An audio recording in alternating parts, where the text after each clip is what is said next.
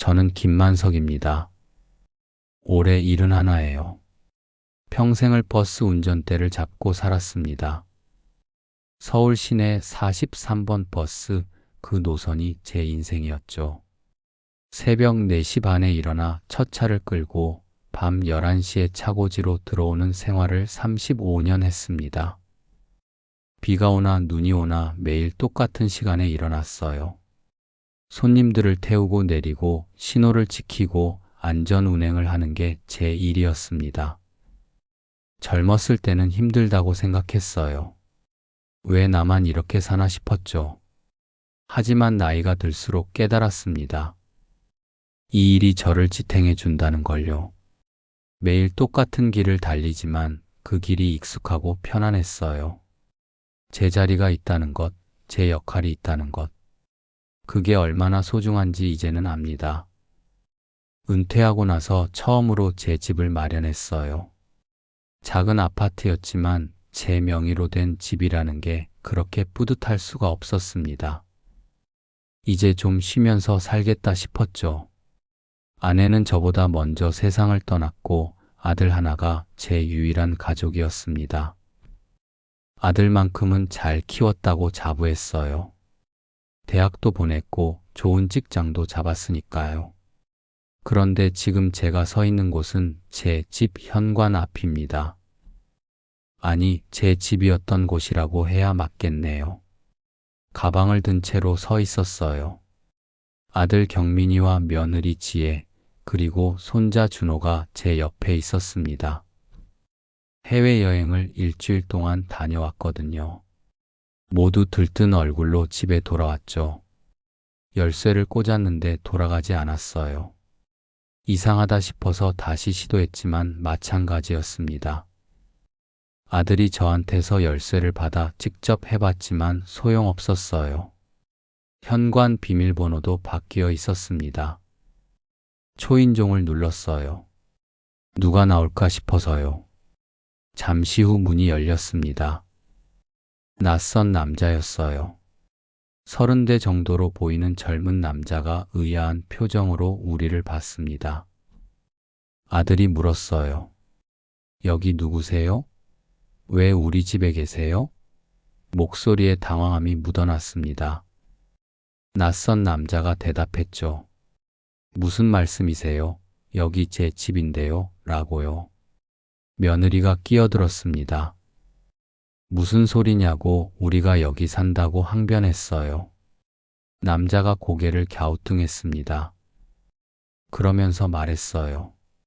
한 달 전에 정식으로 매매 계약을 했고 등기도 다 넘어갔다고 설명했습니다. 아들이 저를 봤어요. 아버지, 이게 무슨 일이에요? 라고 물었습니다. 목소리가 떨리고 있었어요. 눈빛에 혼란과 두려움이 가득했습니다. 며느리도 저를 쳐다봤죠. 표정이 굳어 있었어요. 저는 담담하게 고개를 끄덕였습니다. 그리고 낯선 남자에게 말했어요. 맞습니다. 제가 이 집 팔았습니다. 등기 이전도 제가 했고요. 남자가 안도의 한숨을 쉬었습니다. 아들이 제 팔을 잡았어요. 힘이 들어가 있었습니다. 아버지, 이게 대체 무슨 일이에요? 왜 집을 팔았어요? 우리한테 왜 말을 안 하셨어요? 질문이 쏟아졌죠. 며느리가 목소리를 높였습니다. 어떻게 이럴 수 있어요? 우리가 여행 간 사이에 집을 팔아버리다니 말이 돼요? 우리 짐은 어떡하고요? 준호는요? 준호 학교는요? 다급한 목소리였어요. 손자 준호가 제 다리에 매달렸습니다. 할아버지, 우리 집 어디 갔어요? 할아버지가 팔았어요? 왜요? 어린 목소리에 울음이 섞여 있었어요. 가슴이 아팠지만 저는 표정을 바꾸지 않았습니다. 저는 차분하게 말했어요. 내 집이니까 내가 팔았다고, 법적으로 아무 문제 없다고 했습니다. 아들이 말문이 막혔어요. 며느리는 입을 다물지 못하고 있었습니다. 주변에 사람들이 모여들기 시작했어요. 소란을 듣고 나온 이웃들이었습니다. 다들 수군거렸죠. 저 집 무슨 일이래? 집주인이 바뀐 거 몰랐나 봐. 이런 말들이 들렸습니다. 저는 가방을 들었습니다. 오늘부터 제가 살 곳으로 가야 했거든요. 발을 돌렸어요. 아들이 제 앞을 막아섰습니다. 아버지, 어디 가세요? 설명 좀 해주세요. 제발요. 애원하는 목소리였어요. 저는 아들을 지나쳐 걸었습니다. 뒤도 돌아보지 않았어요. 며느리가 소리쳤습니다. 아버님, 이러시면 안 돼요. 손자가 울부짖었죠. 할아버지, 가지 마요. 하지만 저는 멈추지 않았습니다. 이미 오래전부터 생각하고 준비한 일이었으니까요. 후회는 없었습니다. 아니, 후회할 자격도 없다고 생각했어요. 이건 제 결정이었고 제 선택이었으니까요. 엘리베이터를 탔어요. 문이 닫히는 순간 아들의 얼굴이 보였습니다. 무너진 표정이었어요. 하지만 저는 고개를 돌렸습니다. 지금 흔들리면 안 됐거든요. 아파트 입구로 나왔습니다. 택시를 잡았어요. 기사님이 어디 가냐고 물었습니다. 저는 주소를 말했죠. 바닷가 쪽이었어요. 차가 출발했습니다. 뒤를 돌아봤어요. 아들 가족이 아파트 입구에 서 있었습니다. 손자가 손을 흔들고 있었죠. 며느리는 핸드폰으로 전화를 하고 있었어요. 아들은 그냥 서 있었습니다. 멍하니 이해할 수 없다는 표정으로요. 택시 창문에 비친 제 얼굴을 봤어요. 생각보다 평온했습니다. 35년을 매일 아침 거울을 보며 운행을 시작했던 그때의 얼굴처럼요. 운전대를 잡기 전에 늘 자신에게 물었죠. 오늘도 안전운행할 수 있겠나고요. 그리고 대답했어요. 할 수 있다고요. 지금도 마찬가지였습니다. 스스로에게 물었어요. 이 결정이 옳은가? 그리고 대답했죠. 옳다고요. 이게 제가 선택한 길이라고요. 버스 기사는 쉬운 직업이 아니었습니다. 누구나 할 수 있는 일이라고 생각하는 사람들이 많지만 35년을 무사고로 운행한다는 건 정말 어려운 일이에요. 하루에 12시간씩 운전대를 잡고 수백 명의 승객을 안전하게 목적지까지 데려다 주는 일이었습니다. 한순간 방심하면 큰 사고가 나는 일이었죠.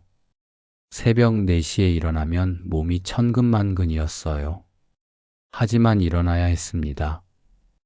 저를 기다리는 승객들이 있었으니까요.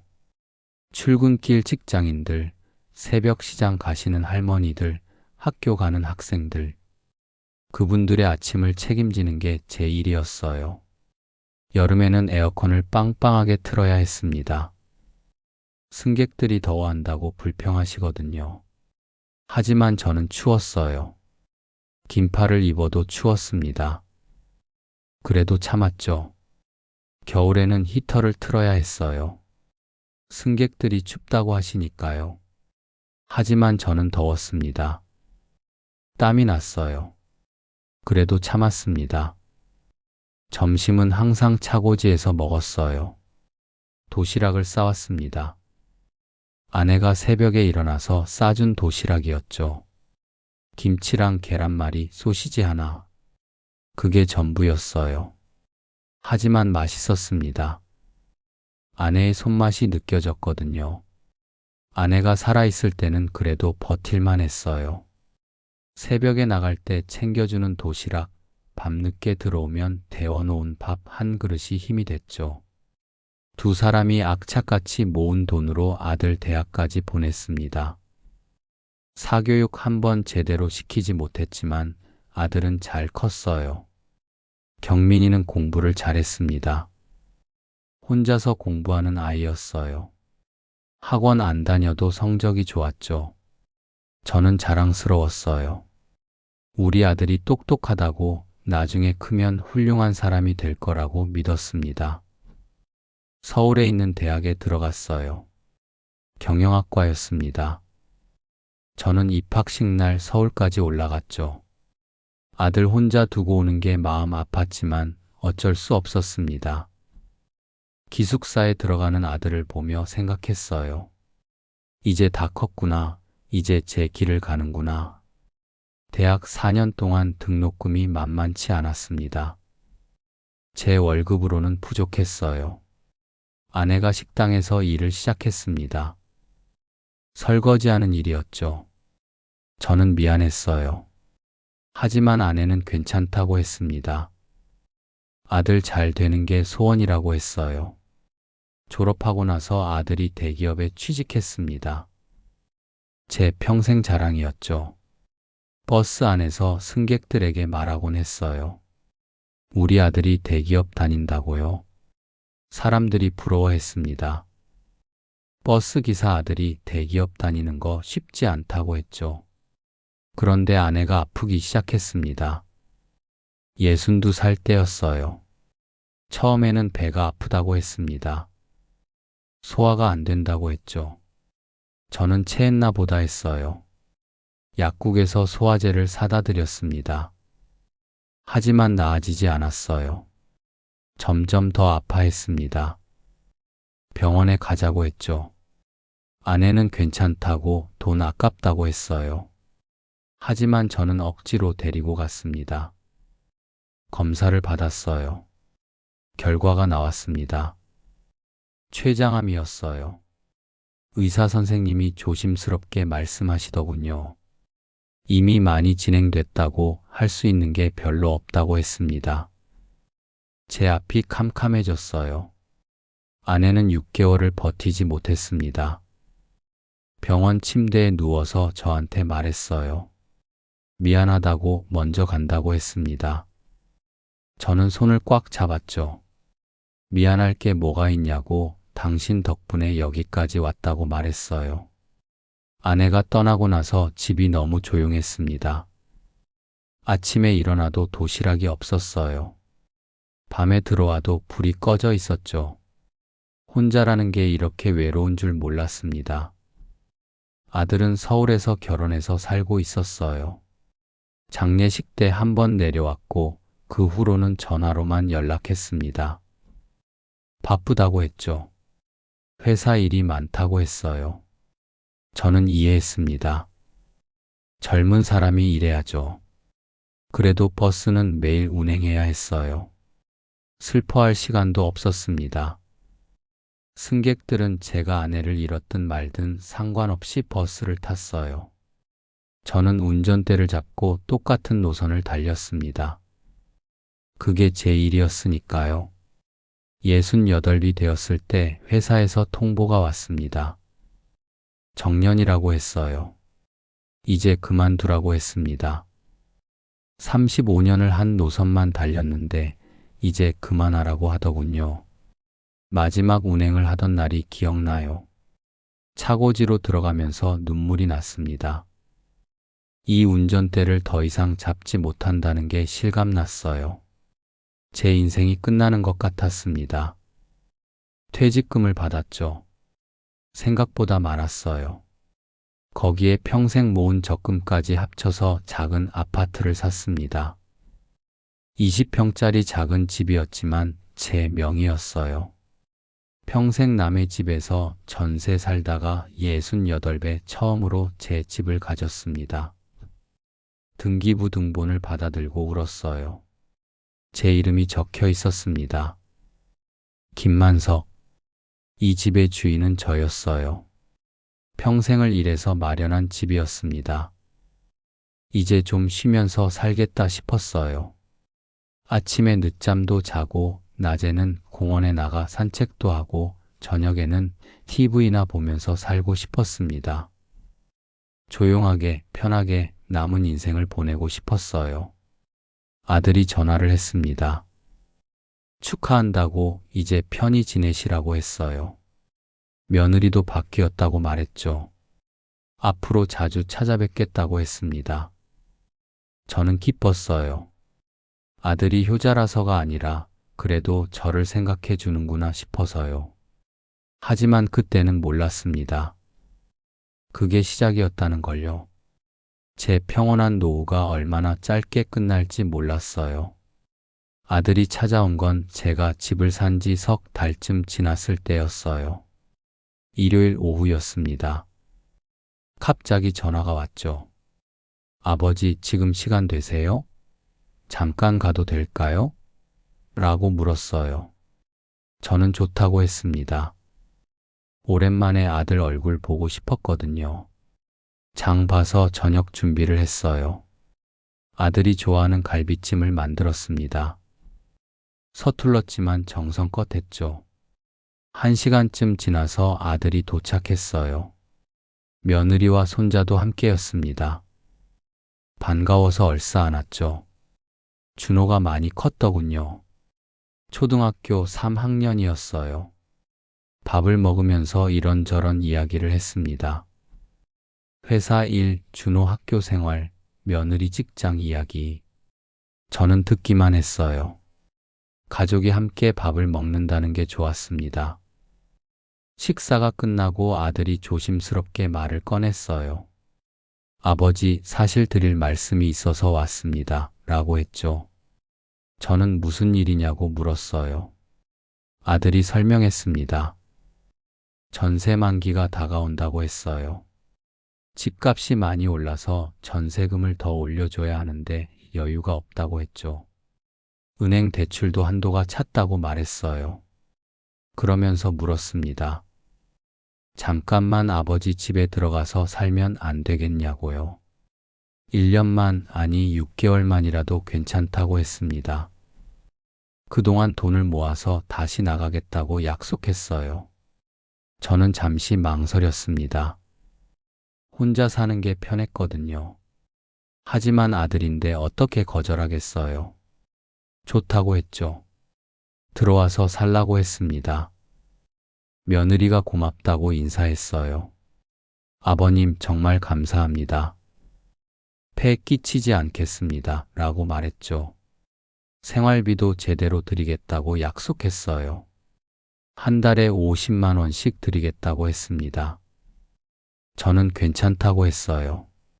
돈은 안 받아도 된다고 했죠. 하지만 며느리가 고집했습니다. 안 됩니다. 함께 사는데 당연히 생활비를 내야죠. 라고 했어요. 2주 뒤에 아들 가족이 이사를 왔습니다. 짐이 생각보다 많았어요. 트럭 한 대 가득이었죠. 가구며 짐들이 집 안으로 들어왔습니다. 금방 비좁아졌어요. 방 2개짜리 아파트였거든요. 안방은 아들 부부가 쓰기로 했고 작은 방은 손자 준호 방이 됐습니다. 저는 거실 소파에서 자기로 했어요. 괜찮다고 했죠. 나이 먹으니 잠도 별로 안 온다고 말했습니다.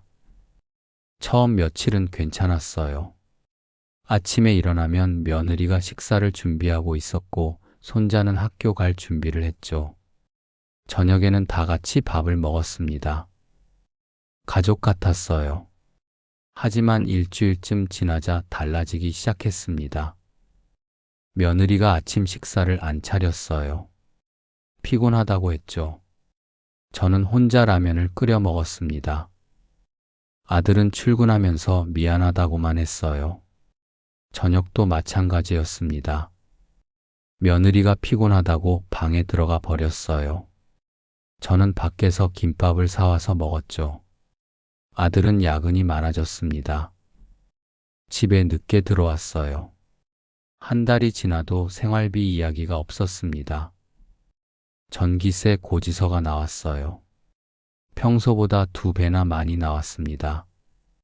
제 통장에서 빠져나갔죠. 수도세도 마찬가지였어요. 저는 아들한테 조심스럽게 물었습니다. 경미나 생활비는 언제 주는 거냐고요. 아들이 난처한 표정을 지었어요. 회사 사정이 안 좋다고 조금만 기다려달라고 했습니다. 며느리도 미안하다고 했어요. 다음 달에는 꼭 드리겠다고 약속했죠. 저는 알겠다고 했습니다. 믿었어요. 다음 달에는 주겠지 싶었습니다. 하지만 다음 달에도 그 다음 달에도 생활비는 나오지 않았어요. 전기세, 수도세, 관리비는 모두 제 통장에서 빠져나갔습니다. 장을 보는 것도 제 돈이었어요. 아들은 그때마다 미안하다고만 했죠. 저는 참았습니다. 그래도 가족이니까요.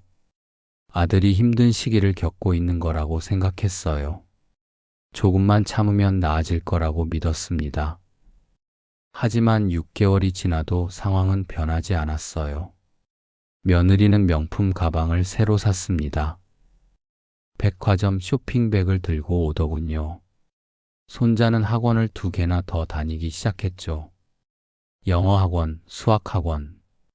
그런데 생활비는 여전히 없었습니다. 제 통장 잔고만 점점 줄어들고 있었어요. 퇴직금으로 모아둔 돈이 서서히 바닥나고 있었습니다. 어느 날 며느리한테 물었어요. 지혜야, 학원비는 어떻게 내는 거냐고요. 며느리가 대답했습니다. 장인어른이 도와주신다고 했죠. 처가에서 지원받는다고 말했어요. 그 말을 듣고 가슴이 답답했습니다.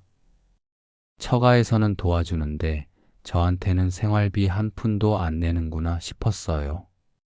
하지만 말하지 않았습니다. 불편하게 만들고 싶지 않았거든요. 밤에 거실 소파에 누워 있으면 외로웠습니다. 제 집인데 제 방이 없었어요. 제 집인데 눈치를 봐야 했습니다. 화장실 가려면 아들 부부 방 앞을 지나가야 했고, 새벽에 일어나면 소리를 내지 않으려고 조심해야 했어요. 이게 맞나 싶었습니다. 제가 평생 일해서 마련한 집인데 왜 제가 불편해야 하나 싶었죠. 하지만 참았어요. 조금만 더, 조금만. 명절이 다가왔습니다. 추석이었어요.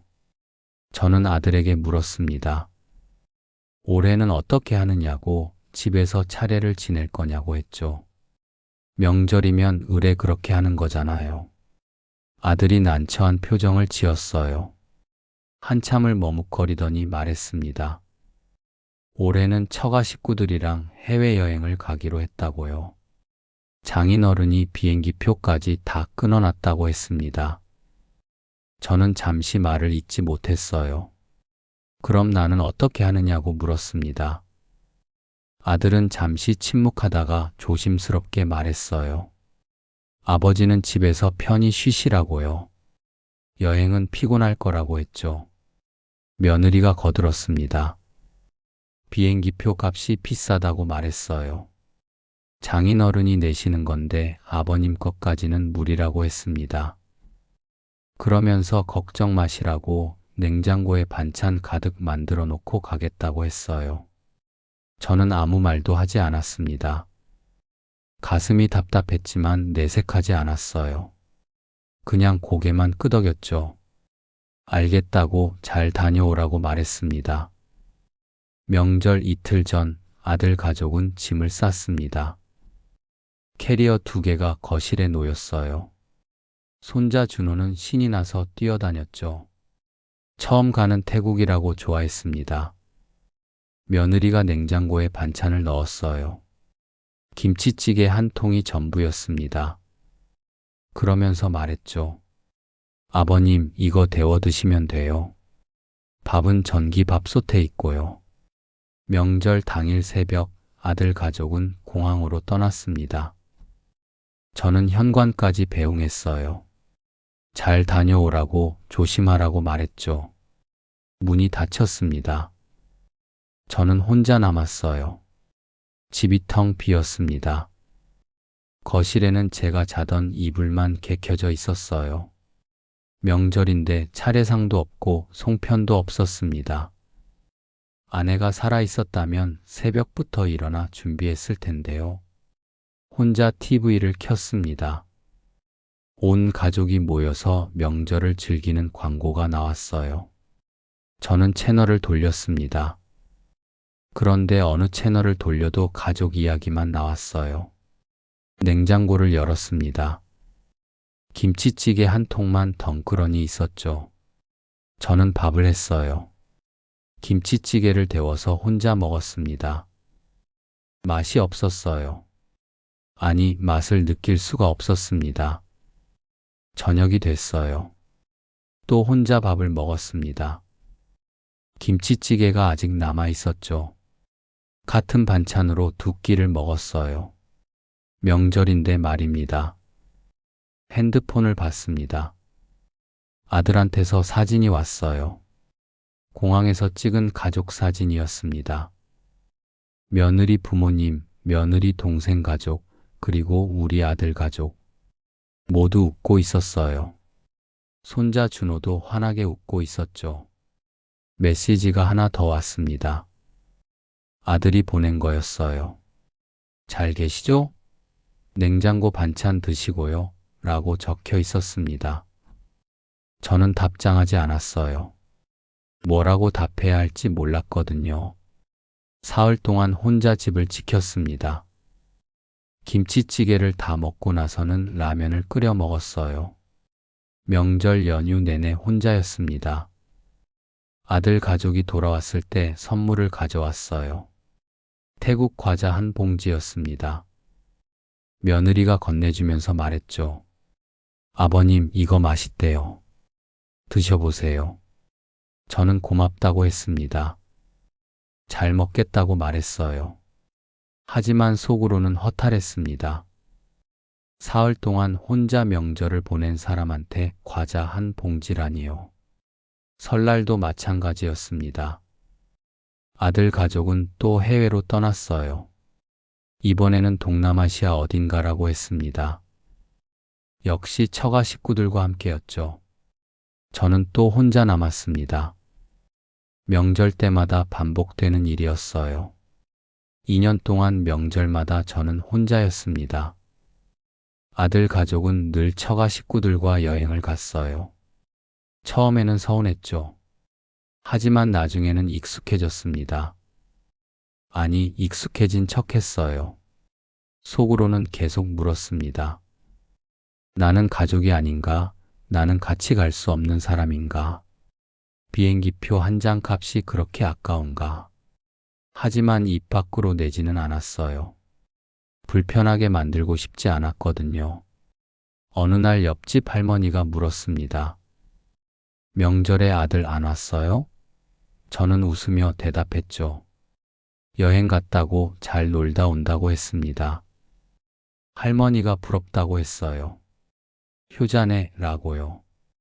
저는 대답하지 않았습니다. 효자라는 말이 가슴에 박혔어요. 손자 준호의 학예회가 있다는 소식을 들었습니다. 초등학교 5학년이었어요. 며느리가 말했습니다. 아버님도 오실 거죠? 라고 물었어요. 저는 당연히 간다고 했습니다. 손자 행사인데 안 갈 수 없잖아요. 학예회 당일 저는 일찍 출발했습니다. 버스를 2번 갈아타고 학교에 갔어요. 강당에 도착했더니 이미 사람들이 많았습니다. 좋은 자리는 다 차 있었죠. 저는 뒤쪽 자리에 앉았어요. 한참 뒤에 아들 가족이 왔습니다. 그런데 혼자가 아니었어요. 며느리 부모님이 함께였습니다. 며느리 동생 부부도 왔더군요. 온 가족이 왔더라고요. 그들은 앞쪽 자리에 앉았습니다. 학교 측에서 미리 예약한 자리였어요. 첫 줄부터 세 줄까지가 VIP석이라고 하던데요. 아마 며느리가 미리 신청한 것 같았습니다. 저는 뒤에서 그 모습을 봤어요. 며느리 아버지가 한가운데 앉았고 양옆으로 가족들이 줄지어 앉았습니다. 우리 아들과 며느리도 그 옆에 앉았죠. 손자 준호가 무대에 올라오면 잘 보이는 자리였어요. 아들이 뒤를 돌아보다가 저를 발견했습니다. 손을 흔들었어요. 여기 오시라는 손짓이었죠. 하지만 앞쪽 자리는 이미 다 차 있었습니다. 며느리 가족들이 줄지어 앉아 있었거든요. 저는 고개를 저었습니다.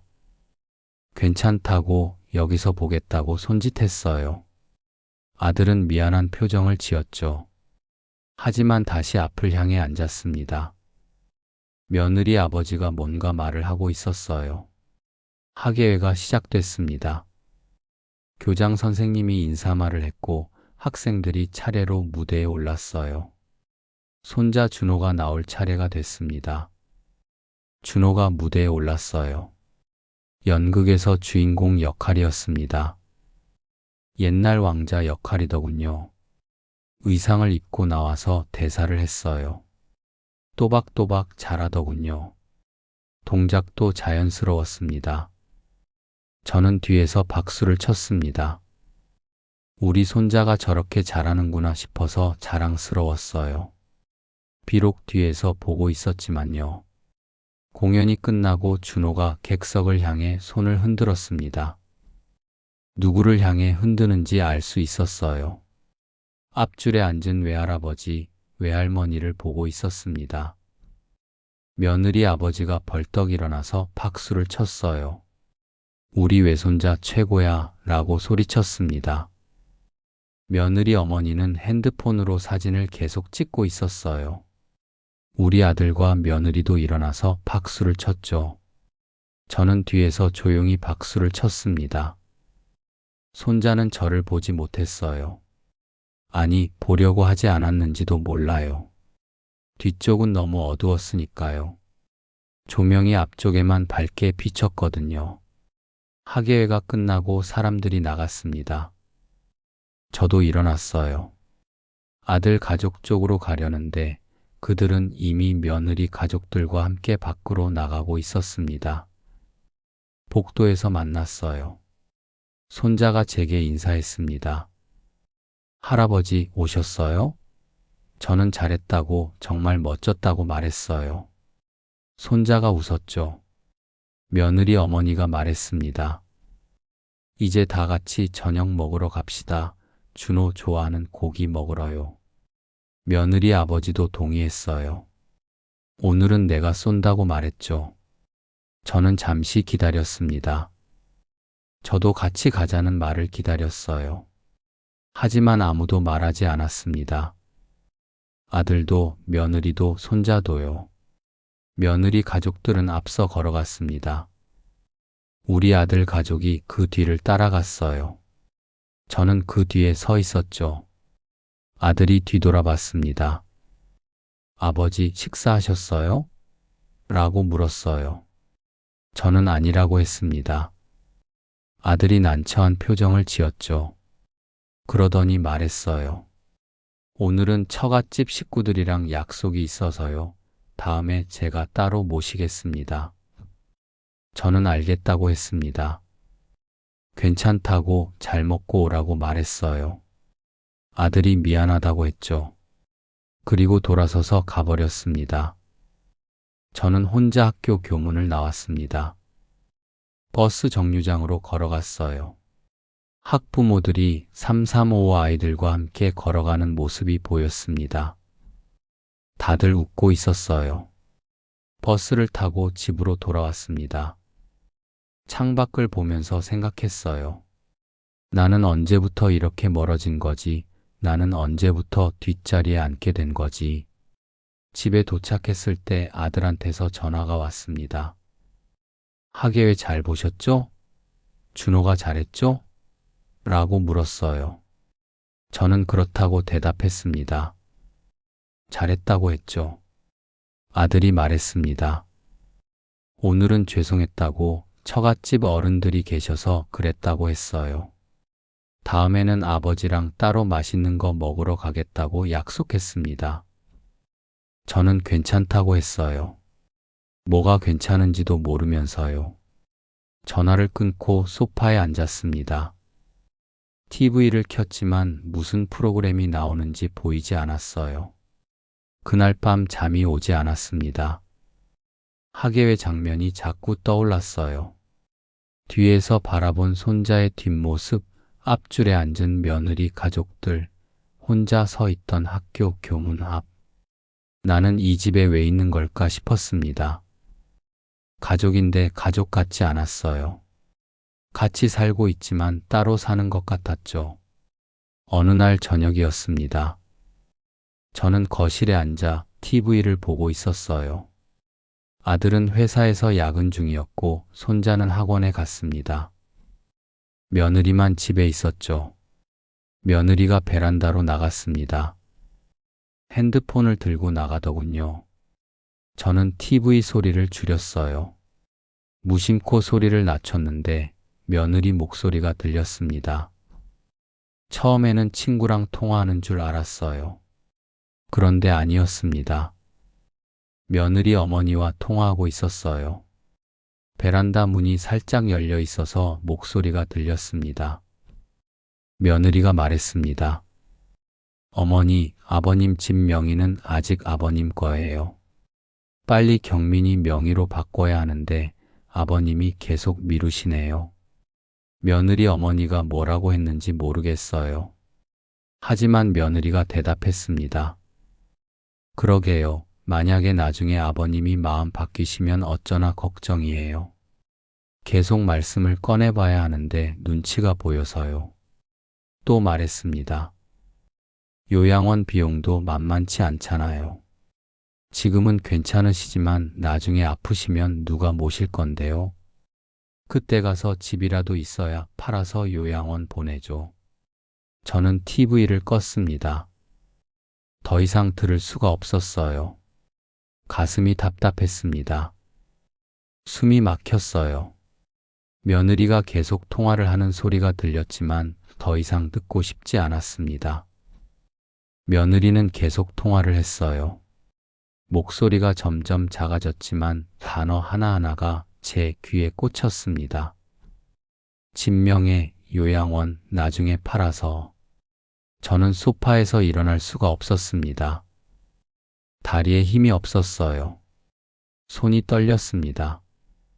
머리가 어지러웠죠. 잠시 후 며느리가 베란다에서 나왔습니다. 저를 보고 깜짝 놀라는 표정을 지었어요. 아버님 계셨어요? 언제부터 계셨어요? 라고 물었죠. 저는 고개를 끄덕였습니다. 며느리 얼굴이 빨개졌어요. 당황하는 게 역력했습니다. 전화 들으셨어요? 라고 조심스럽게 물었어요.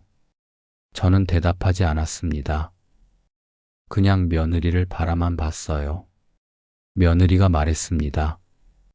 그게 아니라 제 말은 그런 뜻이 아니었어요. 아버님을 걱정해서 한 말이에요. 며느리가 계속 설명했습니다. 나중을 위해서 준비를 해야 한다고 생각한 거라고 아버님이 혹시 편찮으시면 어떻게 할지 미리 생각해둬야 한다고 했어요. 아버님을 버리려는 게 아니라 오히려 걱정해서 그런 거라고 말했죠. 저는 알겠다고 했습니다. 그리고 소파에 누웠어요. 며느리는 더 말하지 않았습니다. 자기 방으로 들어갔어요. 문이 닫히는 소리가 들렸습니다. 그날 밤 잠을 이룰 수 없었습니다. 며느리 목소리가 계속 머릿속에 맴돌았어요. 진명의 요양원 나중에 팔아서. 그 단어들이 귀에서 떠나지 않았습니다. 저는 알았습니다. 아들 가족이 저와 함께 사는 이유가 뭔지요. 아들이 생활비를 내지 않는 이유가 뭔지도 알았어요. 명절마다 저를 두고 여행을 가는 이유도 이제 명확했습니다. 제가 가진 건 이 집뿐이었어요. 퇴직금과 평생 모은 돈으로 산 이 집. 이게 아들이 저를 집에 들인 이유였습니다. 집 때문이었어요. 새벽까지 잠을 못 잤습니다. 창밖을 봤어요. 동이 트고 있었죠. 저는 결심했습니다. 이제는 더 이상 이렇게 살 수 없다고요. 평생을 일해서 마련한 집을 빼앗기고 싶지 않았어요. 요양원 비용 때문에 팔리는 집이 되고 싶지 않았습니다. 제가 평생 흘린 땀의 값을 그렇게 끝내고 싶지 않았어요. 아침이 됐습니다. 며느리가 나와서 아침 준비를 했어요. 저를 보더니 어색하게 웃었습니다. 아버님 주무셨어요? 라고 물었죠. 저는 대답하지 않았습니다. 그냥 화장실로 갔어요. 거울을 봤습니다. 핏기 없는 얼굴이 비쳤어요. 하룻밤 사이에 늙은 것 같았습니다. 하지만 눈빛만은 살아 있었어요. 결심한 사람의 눈빛이었습니다. 이제는 움직여야 할 때였어요. 다음 날 아침 저는 일찍 일어났습니다. 아들 가족이 아직 자고 있을 때였어요. 저는 조용히 외출 준비를 했습니다. 세수를 하고 옷을 갈아입었죠. 부동산에 갔습니다. 문을 여는 시간에 맞춰 도착했어요. 사장님이 반갑게 맞아줬습니다. 어떤 집을 찾으시냐고 물었어요. 저는 말했습니다. 집을 팔고 싶다고요. 제 아파트를 팔고 싶다고 했죠. 사장님이 놀란 표정을 지었습니다. 좋은 집인데 왜 파시냐고 물었어요. 저는 사정이 있다고만 했습니다. 빨리 팔아야 한다고 시세보다 조금 낮춰도 괜찮다고 했어요. 사장님이 고개를 끄덕였죠. 알겠다고 이 동네에서 인기 많은 평수라 금방 팔릴 거라고 말했습니다. 일주일 만에 매수자가 나타났어요. 젊은 부부였습니다. 신혼집을 구하고 있다고 했어요. 집을 보러 왔는데 마음에 들어 했죠. 위치도 좋고 깨끗하다고 말했습니다.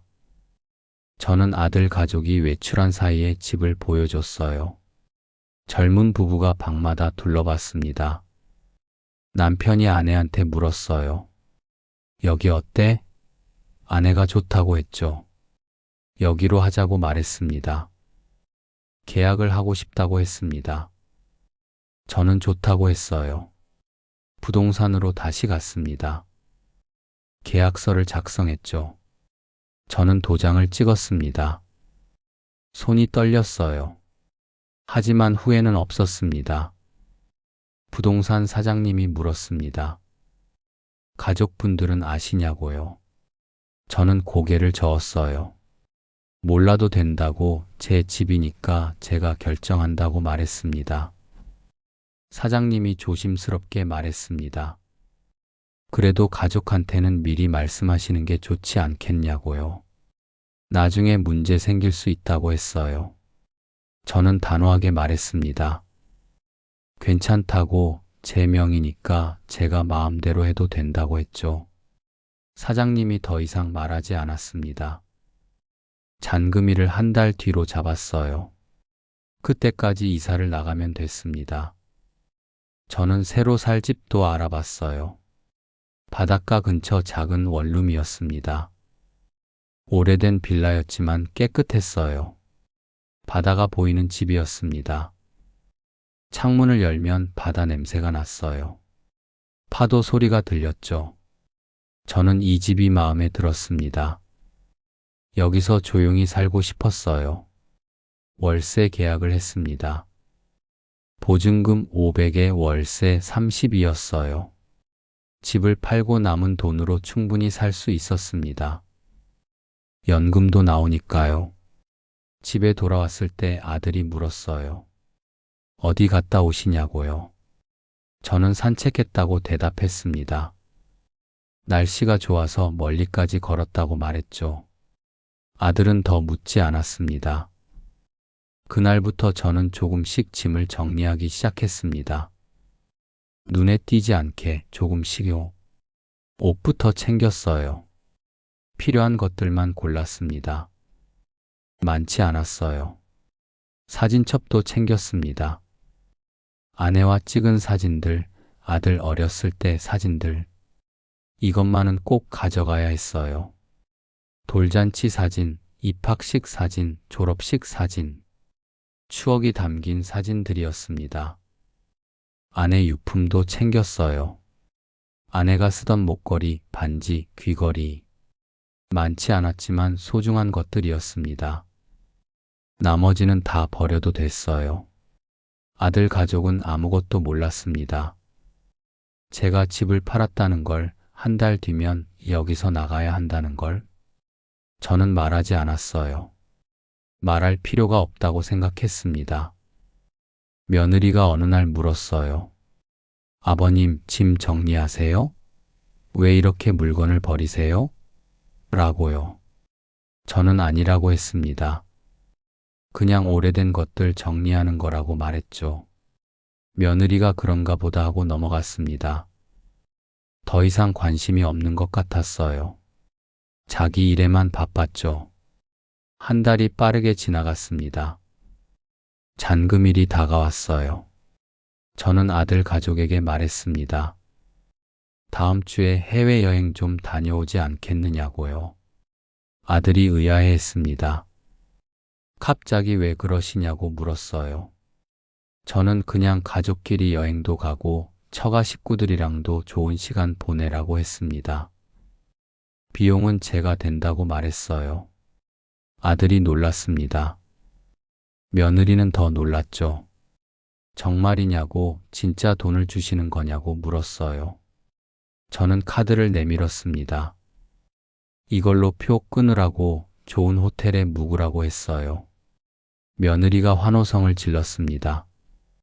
아버님, 정말요? 진짜 저희 보내주시는 거예요? 라고 물었죠. 저는 고개를 끄덕였습니다. 손자 준호도 좋아했어요. 할아버지 최고라고 말했습니다. 일주일 뒤 아들 가족은 공항으로 떠났습니다. 저는 현관에서 손을 흔들며 배웅했어요. 잘 다녀오라고, 조심하라고 말했죠. 아들은 고맙다고 했습니다. 며느리도 감사하다고 인사했어요. 문이 닫혔습니다. 저는 혼자 남았어요. 이제 시작이었습니다. 아들 가족이 떠난 다음 날 이사 트럭이 왔습니다. 저는 이미 짐을 다 꾸려 놓았어요. 많지 않았습니다. 박스 대여섯 개가 전부였죠. 평생을 살면서 모은 게 박스 몇 개라니 허탈했지만 어쩔 수 없었어요.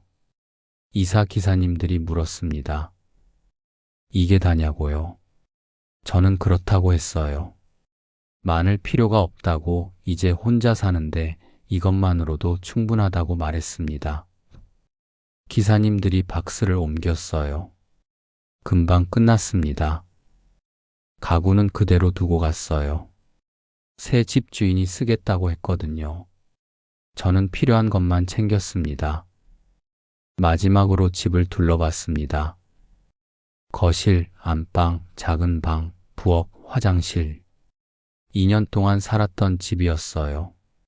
아니, 제대로 살았다고 할 수 있을까요? 눈치만 보며 지냈던 집이었습니다. 소파를 봤어요. 제가 자던 자리였습니다. 이불 자국이 아직 남아 있었죠. 저는 손으로 한번 쓸어봤습니다. 안녕이라고 말했어요. 새 집으로 갔습니다. 바닷가가 보이는 작은 원룸이었어요. 아파트보다 훨씬 작았지만 제게는 충분했습니다. 혼자 살기에 딱 좋았죠. 짐을 풀었습니다. 오래 걸리지 않았어요. 사진들을 벽에 걸고 옷을 정리하고 부엌에 필요한 것들을 놓았습니다. 간단했어요. 창문을 열었습니다. 바다 냄새가 났어요. 파도 소리가 들렸죠. 갈매기 울음소리도 들렸습니다. 오랜만에 마음이 편해졌어요. 숨을 크게 들이마셨습니다. 핸드폰이 울렸어요. 부동산 사장님이었습니다. 잔금이 들어왔다고 통장 확인해 보라고 했어요. 저는 고맙다고 인사했죠. 통장을 확인했습니다. 큰 돈이 들어와 있었어요. 집을 팔아서 생긴 돈이었습니다. 이걸로 남은 인생을 살면 됐어요. 연금이랑 합치면 충분했습니다. 그날 저녁 저는 혼자 바닷가를 걸었습니다. 해가 지고 있었어요. 붉은 노을이 아름다웠죠. 오랜만에 평온했습니다. 마음이 가벼웠어요. 집으로 돌아와서 저녁을 먹었습니다. 간단하게 라면을 끓여 먹었어요. 혼자 먹는 밥이었지만 외롭지 않았습니다. 오히려 편했어요.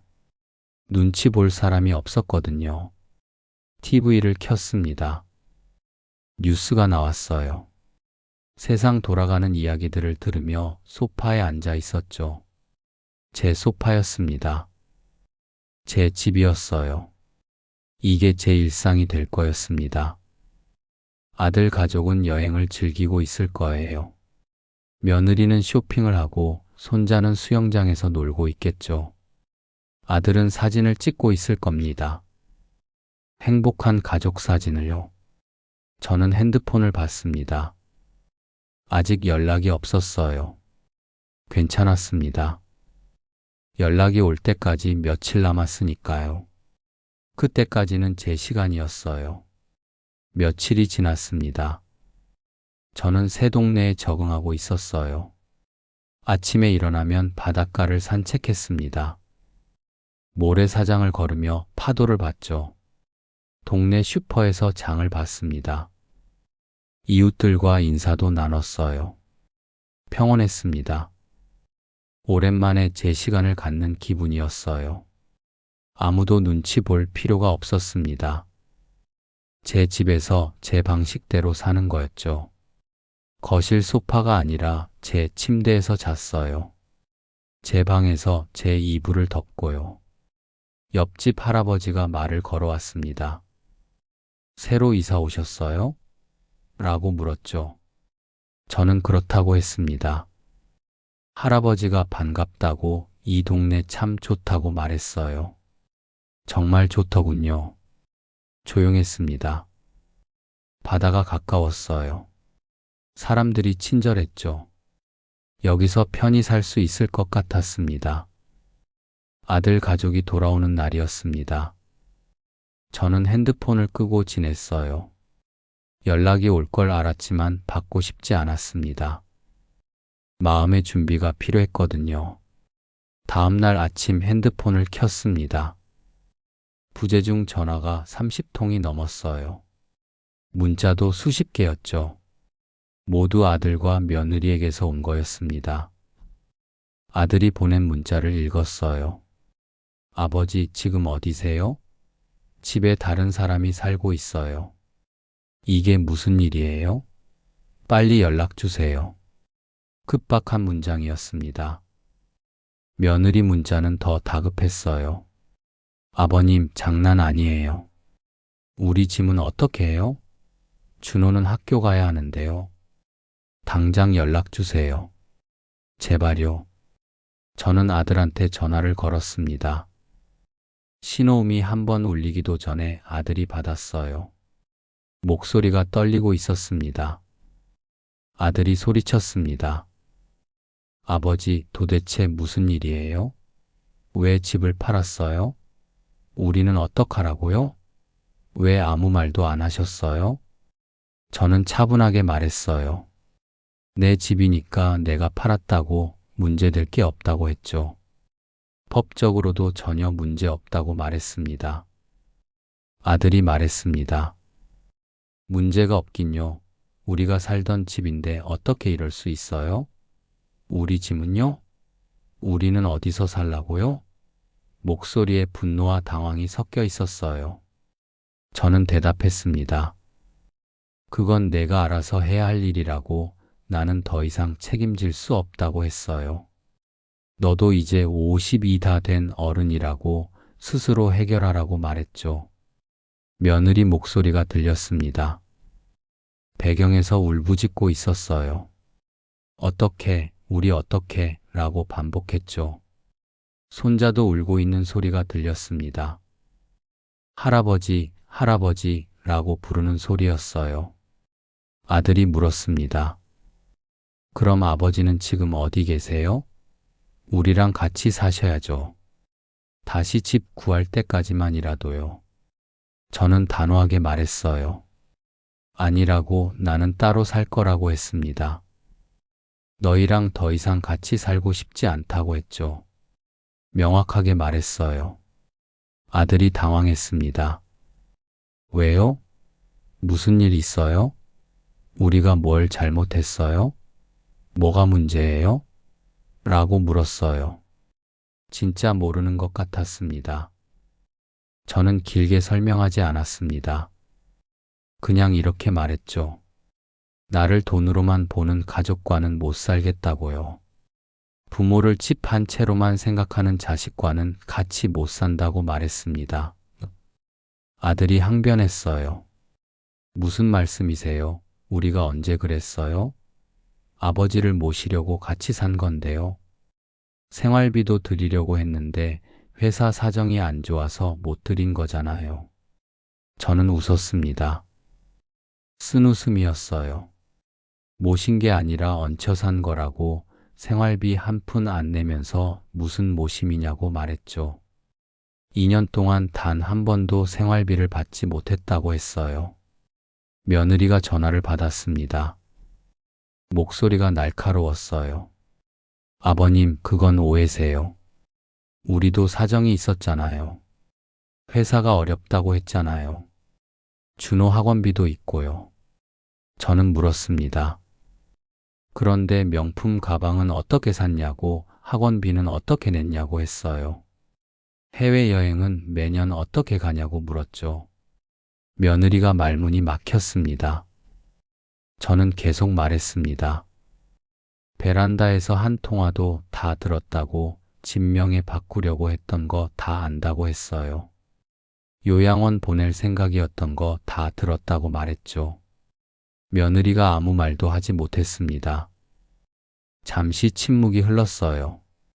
그리고 아들이 다시 전화를 받았습니다. 목소리가 작아져 있었어요. 아들이 말했습니다. 아버지, 죄송해요. 우리가 잘못했어요. 다시 기회를 주세요. 정말 죄송합니다. 울먹이는 목소리였어요. 저는 고개를 저었습니다. 전화기 너머로 볼 수는 없었지만요. 아니라고, 기회는 이미 충분히 줬다고 말했죠.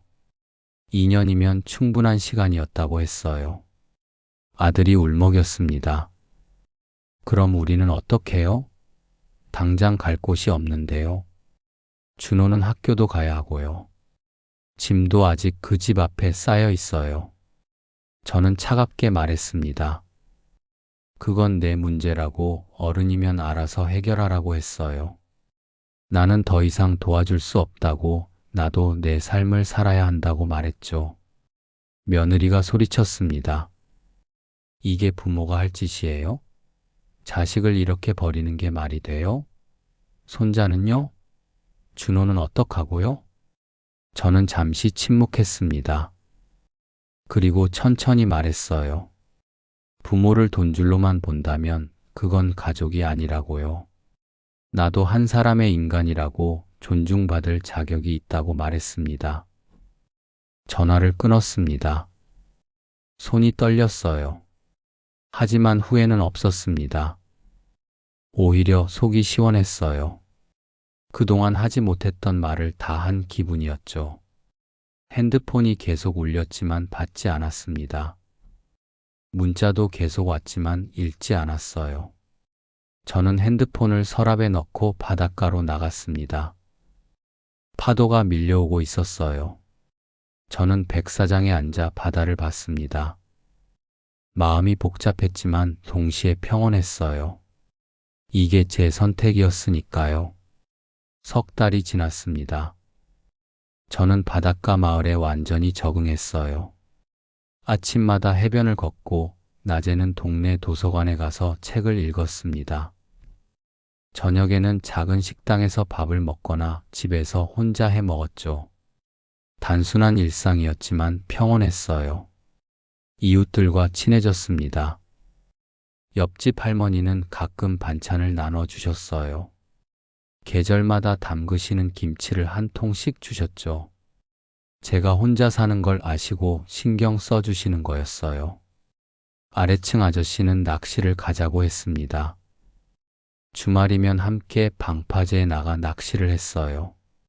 말은 많지 않았지만 편한 사이였죠. 슈퍼 주인 아주머니도 친절했습니다. 혼자 사신다고 하니까 소량으로 포장해 주셨어요. 가끔은 서비스로 과일도 하나씩 챙겨주셨죠. 동네 사람들이 따뜻했습니다. 서울 아파트에서보다 훨씬 사람 냄새가 났어요. 이름을 부르고 안부를 묻고 소소한 이야기를 나눴습니다. 아들한테서는 연락이 뜸했습니다. 처음 한 달은 매일 전화가 왔어요. 하지만 저는 받지 않았습니다. 문자도 많이 왔지만 읽지 않았어요. 그러다 점점 연락이 줄어들었죠. 일주일에 한 번, 2주일에 한 번, 그렇게 간격이 벌어졌습니다. 2달째 되던 어느 날 아들이 문자를 보냈습니다. 짧은 문자였어요. 아버지, 저희 전세 구했어요.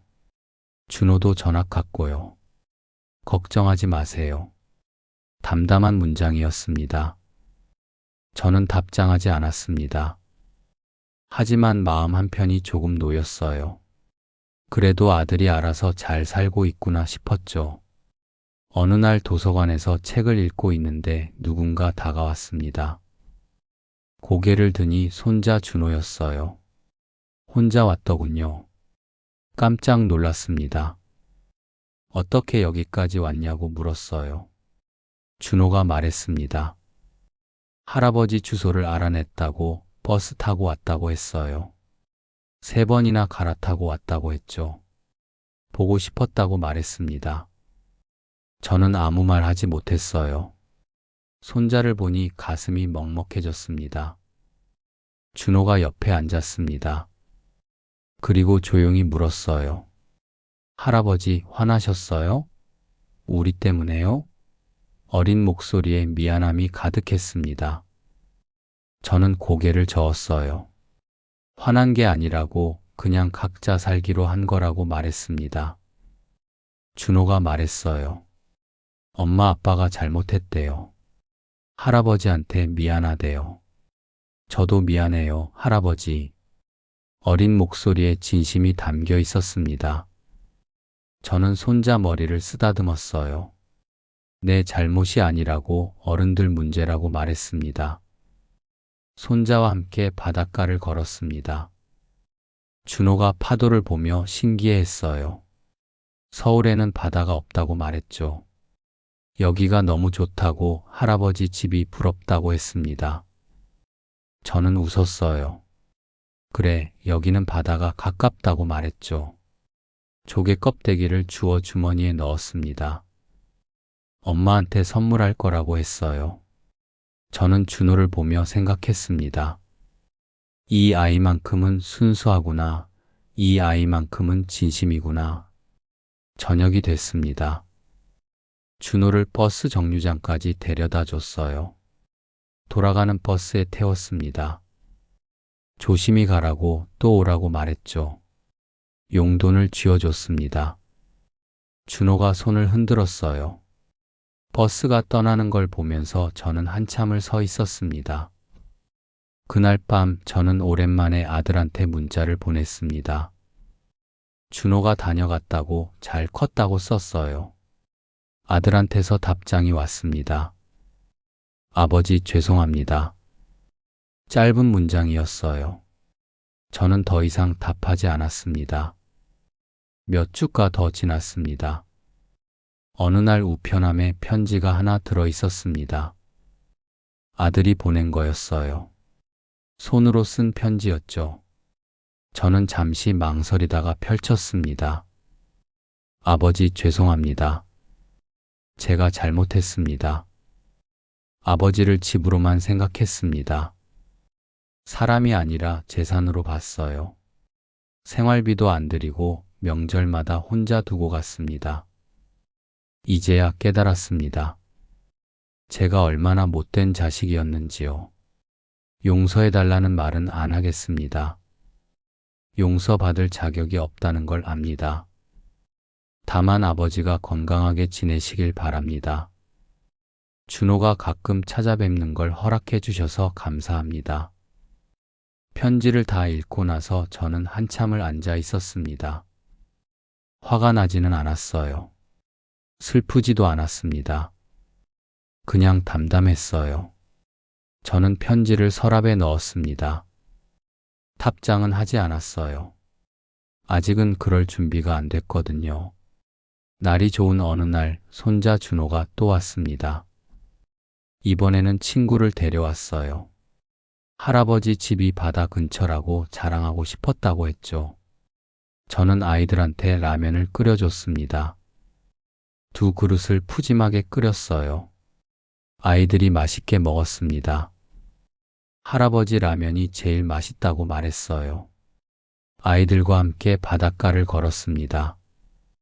준호 친구가 신기해하며 조개 껍데기를 주었어요. 개도 잡고 작은 물고기도 봤죠. 저는 그 모습을 보며 웃었습니다. 아이들은 순수했어요. 저녁이 되어 아이들을 돌려보냈습니다. 준호가 말했어요. 할아버지, 저 다음 주에도 와도 돼요? 저는 그러라고 했습니다. 언제든지 오라고 말했죠. 손자만큼은 제 곁에 있었습니다. 그걸로 충분했어요. 아들이 아니어도 며느리가 아니어도 손자 하나만으로도 제 삶은 의미가 있었습니다. 어느 날 저녁, 저는 혼자 베란다에 앉아 있었습니다. 바다를 바라보고 있었죠. 해가 지고 있었습니다. 하늘이 붉게 물들었어요. 평생을 일했습니다. 버스 운전대를 잡고 35년을 달렸어요.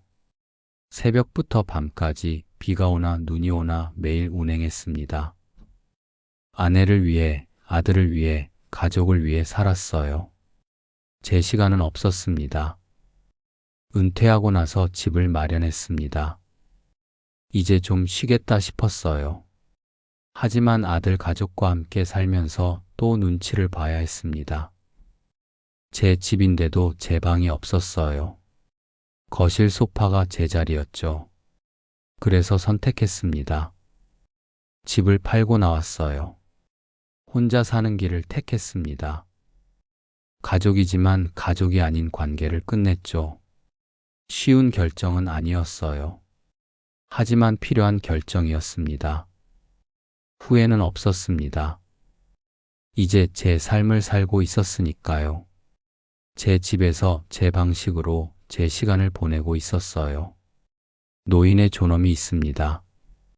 부모라고 해서 무조건 퍼줘야 하는 건 아니에요. 자식이라고 해서 무조건 받을 자격이 있는 것도 아니고요. 서로 존중해야 합니다. 주고받아야 해요. 그게 가족이에요. 저는 제 선택이 옳았다고 믿습니다. 집을 판 건 복수가 아니었어요. 제 존엄을 지키기 위한 선택이었습니다. 남은 인생을 제 방식대로 살기 위한 결정이었어요. 바다를 보며 생각했습니다. 앞으로 얼마나 더 살지 모르겠지만 이렇게 조용히 살다 가고 싶다고요. 손자가 가끔 찾아오고 이웃들과 인사 나누고 바다를 보며 하루하루를 보내고 싶었어요. 파도가 밀려왔습니다. 밀려왔다가 다시 빠져나갔어요. 인생도 그런 것 같았습니다. 중요한 건 그 순간순간을 어떻게 사느냐였어요. 저는 이제 제 파도를 타고 있었습니다. 누구의 눈치도 보지 않고 누구한테도 휘둘리지 않고 제 방식대로 살고 있었어요. 해가 완전히 졌습니다. 어둠이 내렸어요.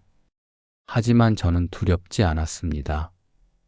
내일이면 또 해가 뜰 테니까요. 김만석, 71. 평생을 달려온 버스 기사였던 남자.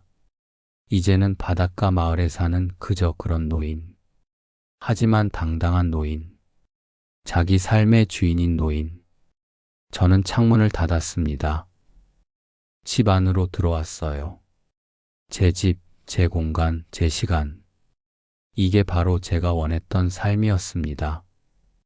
차 한 잔을 끓였습니다. 녹차였어요. 향이 좋았죠. 창가에 앉아서 차를 마셨습니다. 밤 바다를 보며 천천히 마셨어요. 내일 아침에도 저는 바닷가를 걸을 겁니다. 파도 소리를 들으며 갈매기 울음소리를 들으며 천천히 걸을 거예요. 그게 제 일상이고 제 행복입니다. 부모도 한 사람의 인간입니다. 존중받아야 해요. 주기만 하는 관계는 건강하지 않습니다. 서로 주고받아야 해요. 그게 진짜 가족이에요. 저는 그걸 늦게 깨달았습니다. 71에 깨달았어요. 하지만 늦었다고 생각하지 않습니다. 지금이라도 깨달은 게 다행이에요. 이제 제 남은 인생은 저를 위해 살 겁니다. 아들을 위해서도, 며느리를 위해서도, 손자를 위해서도 아닌 김만석을 위해 살 거예요. 그게 제가 내린 마지막 선택입니다. 그리고 그 선택에 후회는 없습니다. 차를 다 마셨습니다.